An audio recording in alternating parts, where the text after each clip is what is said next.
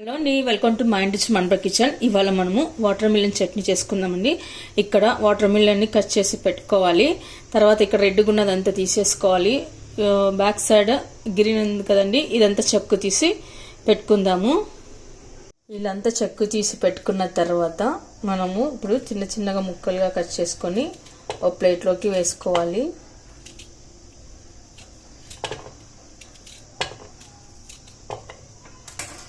ఇలాన్ని cut చేసి పెట్టుకున్న తర్వాత ఇప్పుడు ఒక కడాయి పెట్టుకుని అందులో కొద్దిగా ఆయిల్ వేసుకోవాలి. ఆయిల్ హీట్ అయిన తర్వాత కట్ చేసి పెట్టుకున్న వాటర్ మిలన్ తీసి వేసుకోవాలి. ఇప్పుడు మనం ఈ ముక్కల్ని ఆయిల్లో బాగా మగ్గించుకోవాలి. అప్పుడు చట్నీకి మంచి టేస్ట్ వస్తుంది. ఆయిల్లో ఎంత ఉడికితే అంత బాగా టేస్ట్ వస్తుంది. మరీ మెత్తగా ఉడికించుకోరాదు, హాఫ్ కుకింగ్ అయితే సరిపోతుంది. తర్వాత 4 వెల్లుల్లి రెబ్బలు వేసుకోవాలి. కట్ చేసి పెట్టుకున్న గ్రీన్ చిల్లీ, 1 టీ స్పూన్ జీరా వేసుకోవాలి. తర్వాత కొద్దిగా పసుపు, సాల్ట్, చింతపండు మీరు తినేదాన్ని బట్టి పులుపు వేసుకోండి. తర్వాత మనం అంతా బాగా కలుపుకొని పెట్టుకోవాలి. మీరు తినేదాన్ని బట్టి ఉప్పు కారం వేసుకున్నది. గ్రీన్ చిల్లీ మీకు ఎంత కావాలో అంత కారం బట్టి వేసుకోండి. ఇప్పుడు కొద్దిగా పుదీనా వేసుకుందాము. ఇప్పుడు ముక్కలన్నీ కాస్త కలర్ మారిన తర్వాత ఇక్కడ స్టవ్ ఆఫ్ చేసుకుందామండి. ఇప్పుడు ఇది కంప్లీట్గా కూల్ అవ్వాలి. ఆ తర్వాత మనం మిక్సీ జార్లో పెట్టుకుందాము. ఇప్పుడు మనం ఒక మిక్సీ జార్ తీసుకొని అందులో వేయించి పొట్టు తీసిన పల్లీల పొడి వేసుకోవాలి.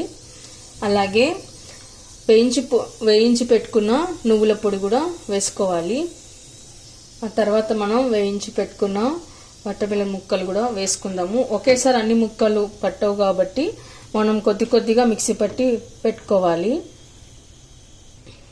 మొత్తం ఒకేసారి వేసామనుకోండి సరిగ్గా మెత్తగా గ్రైండ్ అవ్వదు, ముక్కలన్నీ అలాగే మిగిలిపోతాయి. ఇప్పుడు కొద్దిగా కొత్తిమీర వేసుకుందాము. ఇలా కాస్త బరకగా మిక్సీ పట్టి పెట్టుకున్న తర్వాత ఒక బౌల్లోకి తీసుకుందామండి. అలాగే మనం మిగిలినవి కూడా వేసి పెట్టుకుందాము. ఇప్పుడు మనం మిగిలిన ముక్కలు కూడా వేసి పెట్టుకుందాము.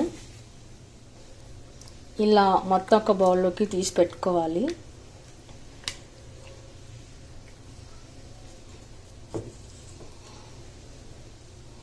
ఇలా అంతా ఒక బౌల్లోకి తీసి పెట్టిన తర్వాత మనము తాలింపు వేసుకుందాము. ఇప్పుడు మనం తాలింపు కోసం కొద్దిగా ఆయిల్ వేసుకొని ఆయిల్ హీట్ అయిన తర్వాత 4 వెల్లుల్లి రెబ్బలు వేసుకోవాలి. అలాగే ఆవాలు, జీలకర్ర, మినపగుళ్ళు కూడా వేసుకుందాము. తర్వాత సన్నగా కట్ చేసి పెట్టుకున్న కరివేపాకు వేసుకోవాలి.